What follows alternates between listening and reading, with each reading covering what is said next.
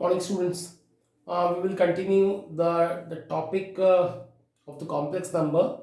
We studied in the last class amplitude or augment, meaning theta, when the complex number lies in four different quadrants. The theta meaning augment change itself, and the formulas I taught, the concept I taught. Today we will study little more. We'll study today the polar form of complex number.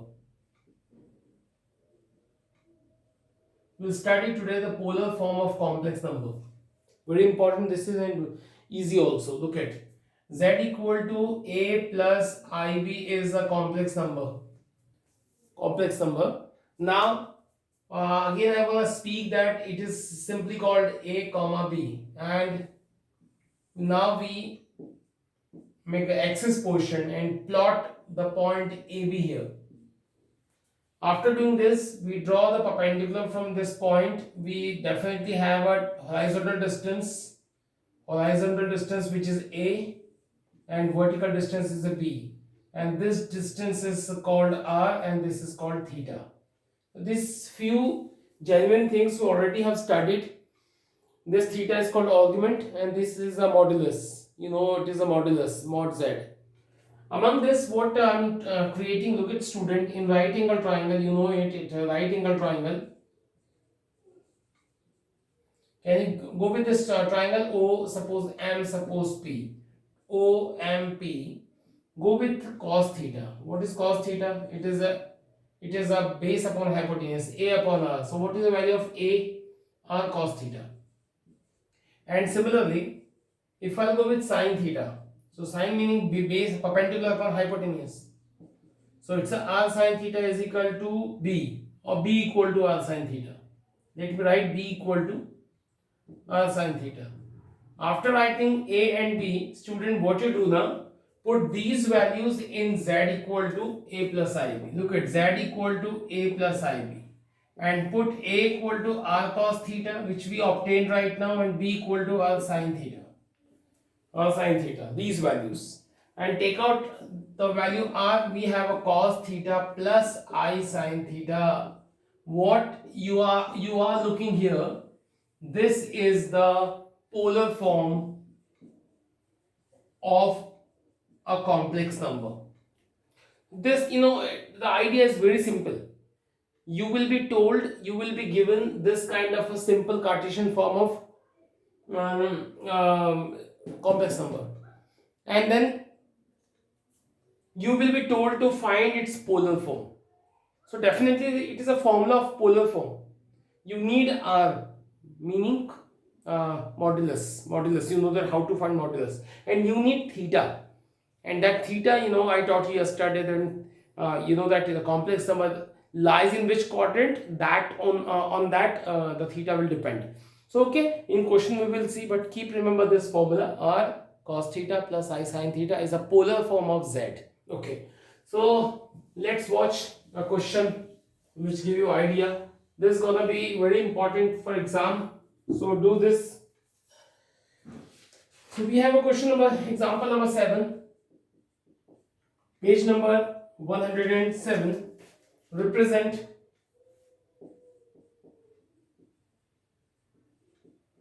z equal to 1 plus I root 3 in polar form. This is a question, and you know the method. We want its polar form, meaning you need two things: modulus and augment.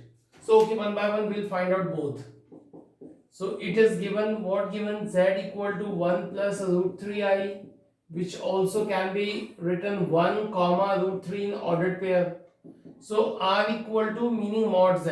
One should know r and mod z are same, and this is a simple concept.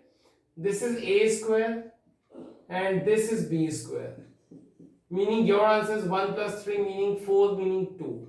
This is the value of r, meaning modulus of z. Now we'll go on theta. So student, we use obviously tan theta b upon a. Before doing even a single step, I tell you that this point lies in which quadrant. You know that this point is lying in first quadrant. This is plus, this is plus. So in first quadrant, when point lies, theta will come acute and positive. Acute and positive, and it's so easy. It's so easy. So B is root 3 and A is 1, and after doing this, only root 3 will be there. You know that root 3 can be written 1060, and you can compare directly, because when the point lies in this quadrant and this quadrant, there is no formula. But when point lies in this quadrant, have a formula pi plus alpha. When point lies in this quadrant, formula pi minus pi plus alpha. So hope you already had seen the yesterday's video. It will definitely or current video I will definitely upload. Then see both of the video, you will get it soon. Okay, so student, we got a theta equal to pi by 3. Then we want a polar form. So what is a polar form? Z equal to cos theta plus I sin theta. Z equal to, what is the value for R? 2. Cos theta meaning pi by 3 and I sin pi by 3. And that only the answer. You know, don't solve further this. Sometimes student, do such a work which have no sense or no meaning. What he or she used to do? He or she used to put cos pi by 3, cos 60 half, and sin 60 they will root 3 by 2. When you will do this, you will get the same answer. Same answer. So don't do this. But you need to leave your answer in the form of polar form, which is our cos theta plus I sin theta. See, in this format particular, you have to leave your answer. So this is your final polar form of any complex number. So keep remember that also. It's very important. Now let's watch some more question. Question number we have 8. Example number 8. Convert in polar form. Minus 16 upon 1 plus I root 3. Convert in polar form. Let me begin this question with the sentence that I is in denominator. When the term I is in denominator, the question cannot be done properly. So first of all, remove I from the denominator by doing rationalization. And the first step will be minus 16 upon 1 plus I root 3 into 1 minus I root 3 upon 1 minus I root 3. Z will be minus 16 into 1 minus I root 3 upon A plus IB, A minus IB. You know that it's gonna be A square plus B square. So it's a 1 square plus root 3 square. Overall, minus 16 into 1 minus I root 3 upon whole will be 4. After cancelling, it's gonna be 4 4 just 16 and 1 minus I root 3. Now multiply to 4 inside it. Student, you will have the complex number Z equal to this plus this I. Now you can write that point as minus 4 4 root 3 in ordered pair. And then we find two things. So R equal to mod Z equal to A square plus B square, because you have obtained now the complex number in well manner. Now you can convert to this complex number in the polar form by using mod Z equal to A square plus B square, meaning minus 4 square plus 4 root 3 square. And then afterward, this is gonna be 16 and this is 48. This is gonna be 64 and R equal to 8. You got a R equal to modulus equal to 8. Now we'll find tan theta.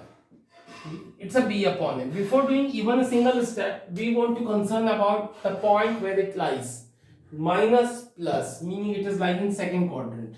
And you know that for second quadrant formula is pi plus alpha. Keep remember pi plus alpha. So how to deal with this question? Look at B is equal to 4 root 3 upon minus 4.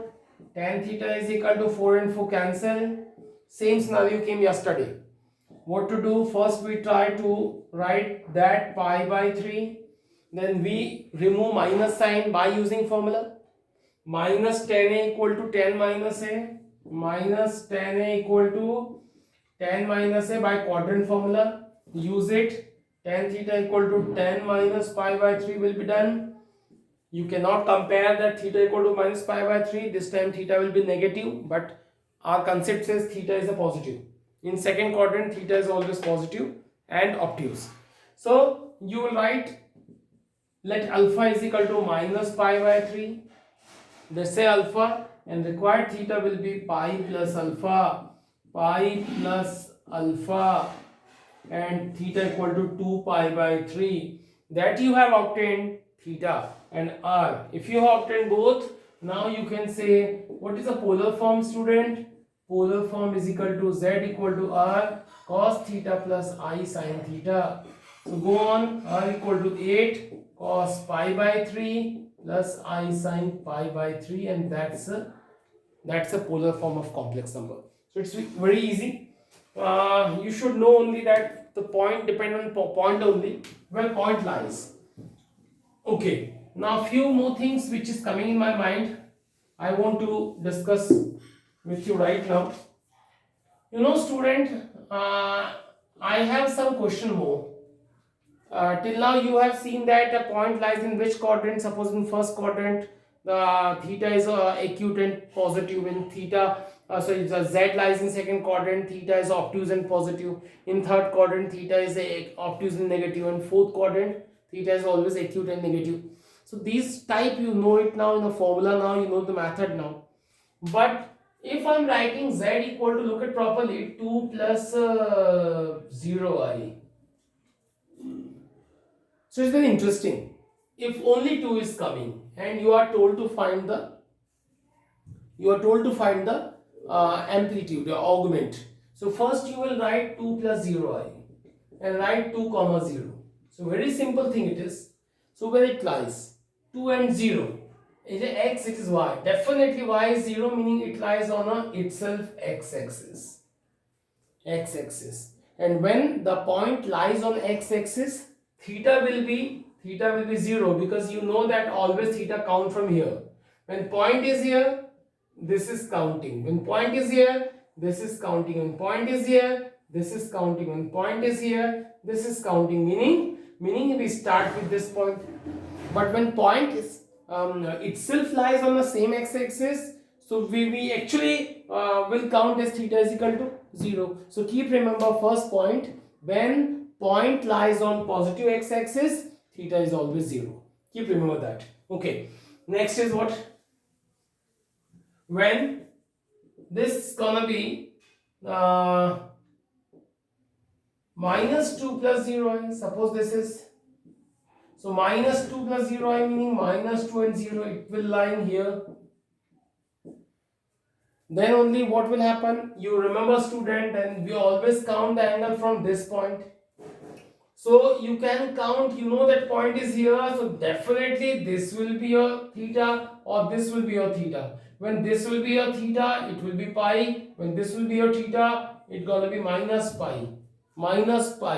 But you know, student, that principal branch of the theta, I thought it is minus pi to pi, meaning minus pi cannot be the answer, pi can be the answer. In this sense, when point lies on the negative x-axis, now always counting angle from anti-clockwise, from 0 to this, definitely it is a pi. We cannot take minus pi, meaning we cannot take count like that. Even after counting in the clockwise, the angle is actually minus pi, but our principal branch do not allow this, so we count the amplitude from the anti-clockwise direction, theta equal to pi. So keep remember, when point lies on positive x-axis, theta is equal to 0. Point lies in negative x-axis, theta equal to pi. Okay, when point lies on y-axis, like if point is equal to 0 plus 2i, 0 and 2, so definitely point will be 0 and 2 here. So this time angle will be itself 90 degree. It's very simple, theta is equal to 90. You know that without any method, without any checking, one can easily find the amplitude when the point lies on any axis. You know, on x-axis I taught 2 conditions, and on a y-axis I'm telling you 2 conditions. Look at the third and last condition, when point lies here, meaning if the situation is like that, 0 and minus 2, definitely point is here, this time counting as a clockwise, and this is a minus 90. So very simple. When point lies on positive y-axis, the theta equal to 90. When point lies on negative y-axis, theta equal to minus 90.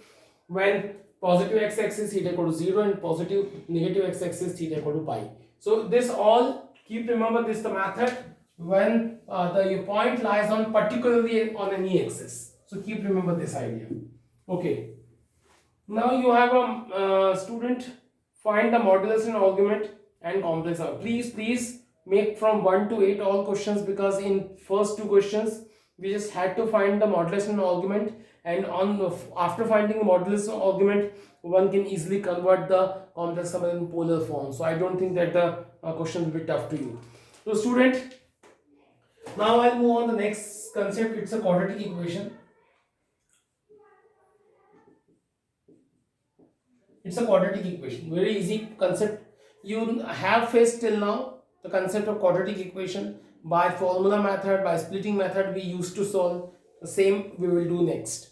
Nothing special. We will use the formula method to find the root of the complex root of the equation, but this time the roots will be in the iota form, because it's a new thing. We are studying the iota concept. We are studying the complex concept. That's why the roots will be in complex order form. Look at I tell you. Suppose question is with you, example number 10. Nothing new special. Solve this question. Only question will solve this. So I don't think it's tough for you. You know that a equal to 1, b equal to 1, c equal to 1. Then you know that x equal to minus b plus minus b square 4ac upon 2a. This is simple method. Now go on. X equal to minus b plus minus b square minus 4 into a into c upon 2 into 1. X equal to minus 1. This whole will be minus 3 upon 2. And student, you know that root minus 3, I taught you 3 cannot come out. So it will be as it is, but the I will be there because it is a minus of in under root. We used to write it as I. And upon 2, this is whole the answer. We don't have to go with a special answer, because after taking plus and minus sign we would have a 2 root 2 solution in both complex number form. Definitely. And that's only the new thing. Class 10th we were not this kind of, actually we all those questions in class 10 came in this order. We used to write it not exist.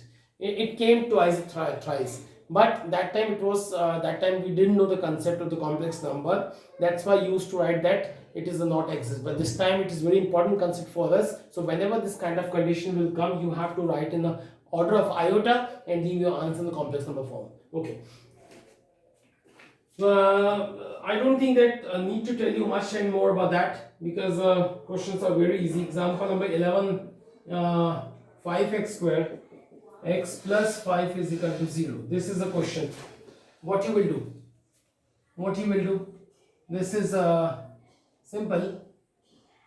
Here a equal to 5, b equal to 1, c equal to 5, and then x equal to minus b plus minus b square minus 4ac upon 2a. So x equal to minus b plus minus b square 4ac upon 2a. X equal to, this is very simple for one and all, 1, this is 20 upon 2, this is minus 19 upon 2, and minus 19 cannot come out, but that is minus sign will be I upon 2, and that's an answer. So I don't think it's a problem. Very easy question all.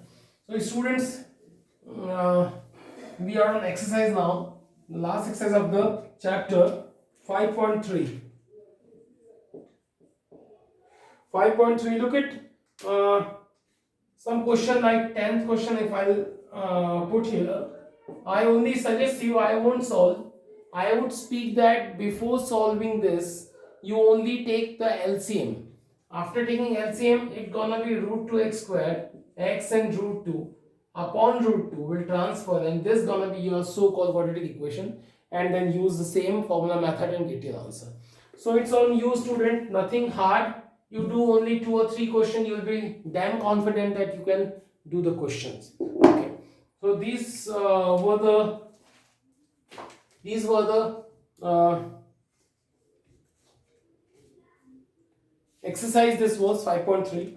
Now we have definitely miscellaneous one.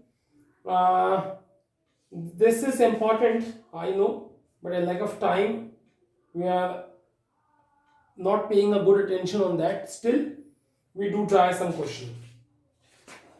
We have, let me explain first, all the examples are very important, so do them at anyhow, because at any cost, because examples definitely will come. So let me explain something about I tell you some properties.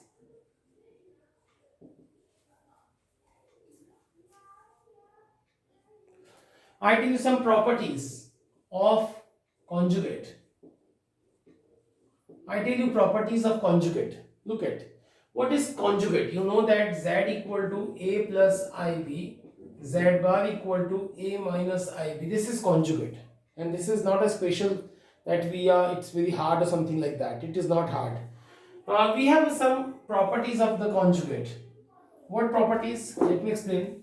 Whenever z1 and z2 they are two complex number, either plus or minus, it breaks itself. Meaning if plus sign, it separates. If minus is coming between them, it separates. Even when it's a multiplication between them, it separates itself. When it is in division, so it again separates itself. Even you have a plus ib, suppose it is a z and square and conjugate, it can be written z conjugate and square. After doing these portion, all are same. So conjugate is, that have a vast properties like that, and all are very easy. But keep remember, these properties are very easy properties, and based on these properties I'm telling you one question. You can write in the copy these properties. Okay, so how we can create the question from this? Look at, I tell you, it's question number, example number 14. Example number 13 and example number 12 are very easy. By looking the book, you can see, you can make the questions. Remember one thing, whenever I is coming in denominator, first rationalize the term and then do your work. That's very important. Okay, now example number 14 of the miscellaneous, it's very important question. So I'm telling you, this is a question. Prove that. This is a very easy question, but as far as exam is concerned, it's very important, as I'm telling you. Question is x plus iy equal to a plus ib upon a minus ib. Prove that this. So let me explain something. You are given the term a plus ib upon a minus ib. You do first take, it's given. You take first the conjugate of both sides. Taking conjugate both sides. Look at, student, carefully.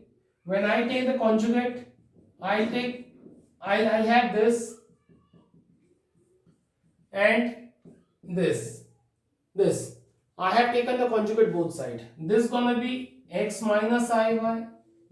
I recently taught you, whenever the conjugate comes in denominator, it separates itself. Meaning a plus ib and a minus ib. It separates itself. What will be the answer of the numerator? A minus ib. And what is the denominator? A plus ib. Because conjugate changed the sign of I. Now it is equation 1 and equation 2. Student, you need this answer now. You need this answer. You multiply 1 and 2. You only multiply 1 and 2. It's very easy. Look at multiplying 1 and 2. X plus iy into x minus iy. The left side will multiply with left side, and right side is a plus ib upon a minus ib into a minus ib upon a plus ib. Look at these two I multiplied, and after looking this is so-called formula a plus ib, a minus ib, it's a square plus b square, and this whole will cancel, so answer is only one, and that's an answer of your question. Hence done. It's a 2 or 3 step question. I don't think it's a tough one. By viewing just a single time, you can get it. Okay. Now let's watch the further question.